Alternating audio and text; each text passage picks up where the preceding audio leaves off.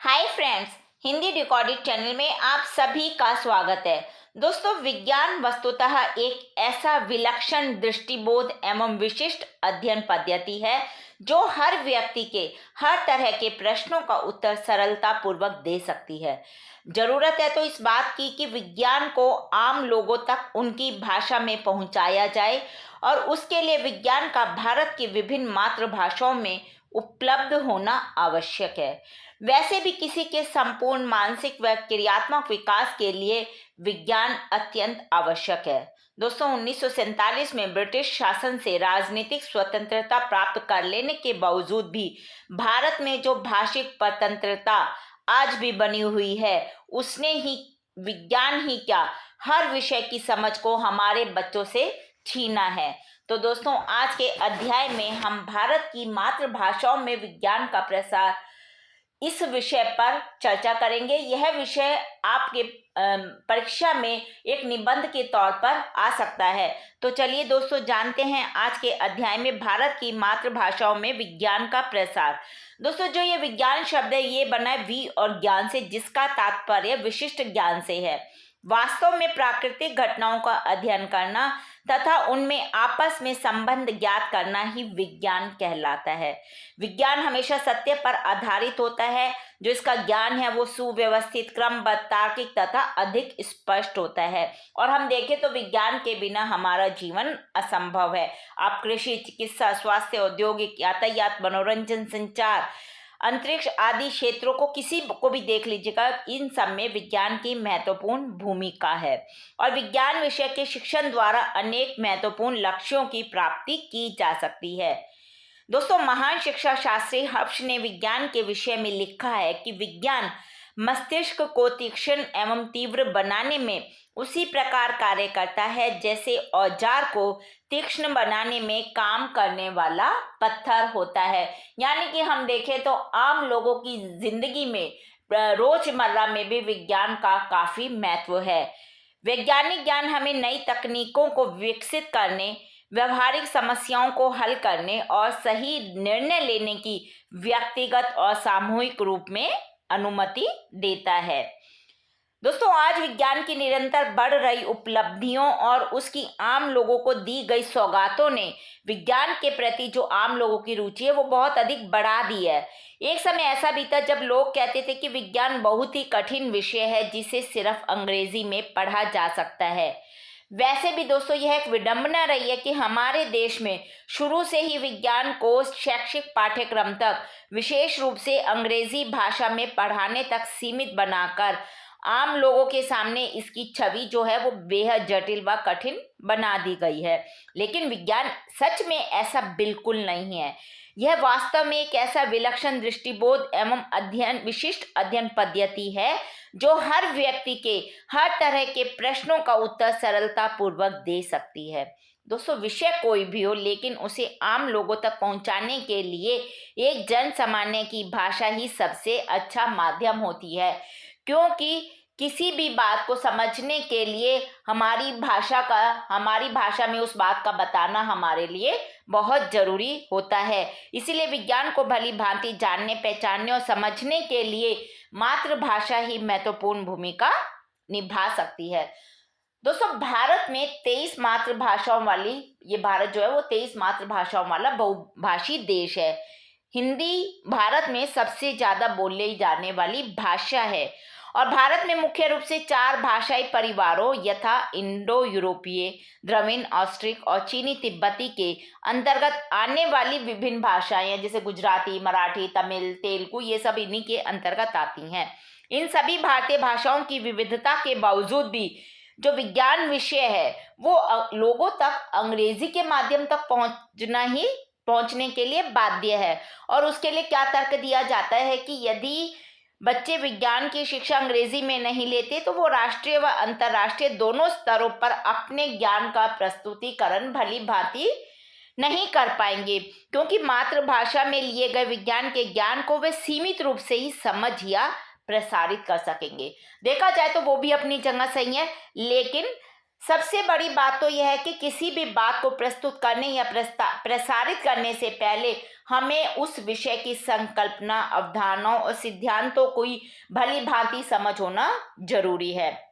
यदि हमें कुछ समझ ही नहीं आएगा तो हम उसे प्रस्तुत करना तो बहुत दूर की बात है, हम उसे समझ ही नहीं पाएंगे, प्रस्तुत तो कहाँ कर पाएंगे। क्योंकि यदि एक आम आदमी जिसे अंग्रेजी भाषा बिल्कुल आती ही नहीं, वो कैसे अंग्रेजी में विज्ञान को समझकर राष्ट्रीय अंतर्राष्ट्रीय स्तर पर उसके बढ़ाने में अपना योगदान दे पाएगा। हमारे विद्यार्थी आज भी वहीं कहीं उन्हीं सिद्धांतों में अटके पड़े हैं जिनको उनके अभिभावक नहीं तो उनके बड़े भाई बहनों ने कभी पढ़ा होगा।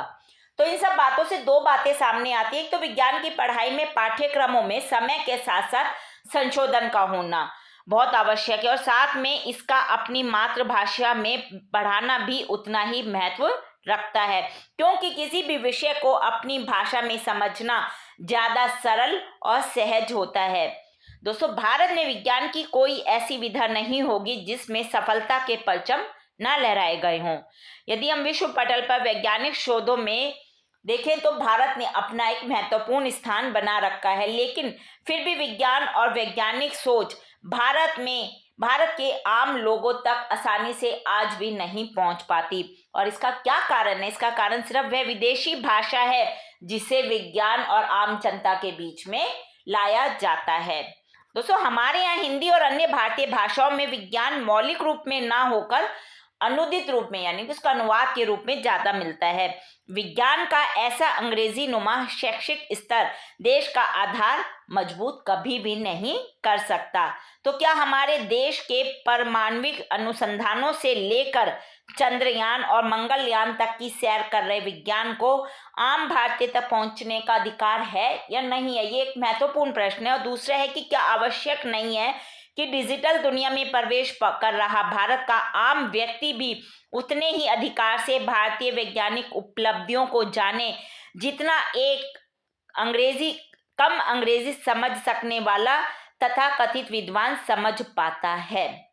दोस्तों, भारत में प्रायः सभी भारतीय भाषाओं में अंग्रेजी वैज्ञानिक शब्दों के लिए मानक तकनीकी और वैज्ञानिक शब्दावलियां बनाई गई हैं और बनती भी जा रही हैं, लेकिन हम देखते हैं कि उनका जो प्रयोग है वो मात्र अनुदित दस्तावेजों में ही हुआ है। रोजमर्रा में उनका आम बोलचाल में इनका प्रचलन आज भी नहीं है। और इसका हल यही है कि जो समय हमने व्यर्थ गंवा दिया उसे हम भूल जाए और कम से कम आगे आने वालों के लिए सोचें। हमारी केंद्रीय व क्षेत्रीय शिक्षा संस्थाएं और बहुत हद तक जो अभिभावक है वो इन अन्य विषयों के अलावा विज्ञान को भी सशक्त रूप में अपनी मातृभाषा में बच्चों को समझाने के लिए प्रतिबद्ध बने। यानी कि ये इस बात की शुरुआत हम अपने घर से कर सकते हैं। यदि पेरेंट्स अभिभावक चाहेंगे कि उनका बच्चा विज्ञान को भी अपनी मातृभाषा में समझ सके तो ये एक क्रांति की शुरुआत हो जाएगी।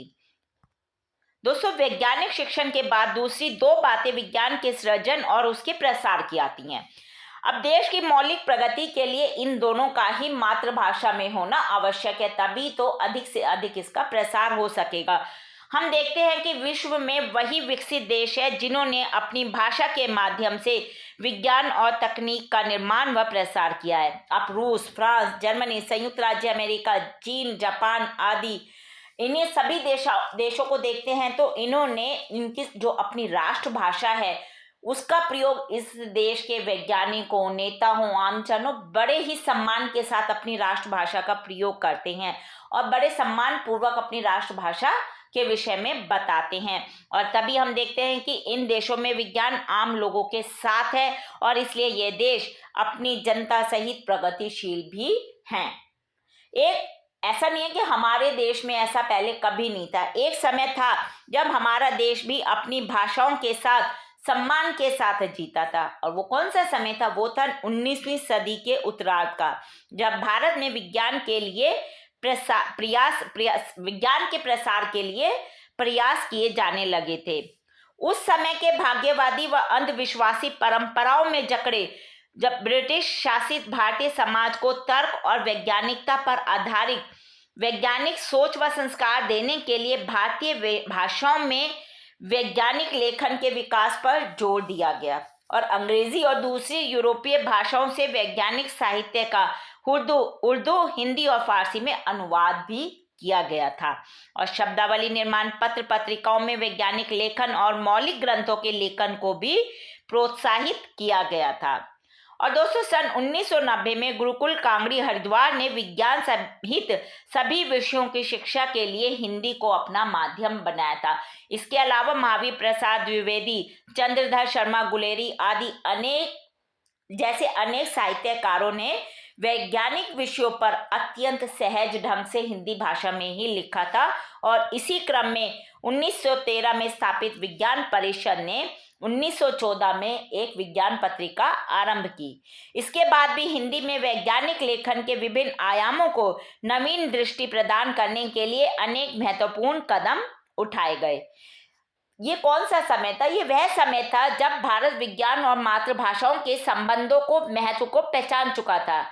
लेकिन दुर्भाग्य कि इतने प्रयासों के बाद भी अंग्रेजी वर्चस्व ने स्वतंत्रता के बाद भारत की शिक्षा प्रणाली में भाषाई दीमक लगा दी, यानी कि भारत में अंग्रेजी का बोलबाला शुरू हो गया। और जो आज भी वो दीमक नहीं निकल पा रही, आज भी लोग अंग्रेजी भाषा को ही अपनी मूल भाषा समझकर उसका प्रयोग करते हैं। शिक्षण संस्थानों में देख लीजिएगा, आप कहीं भी देख लीजिएगा, एक बच्चे को देखिए यदि उसे अंग्रेजी भाषा नहीं आती है तो उसे जो अंग्रेजी जानने वाले हैं किस तरह से उसको चिढ़ाते हैं, और हिंदी भाषा को समझने वालों को आगे की पढ़ाई के लिए भी कितनी परेशानियों का सामना करना पड़ता है।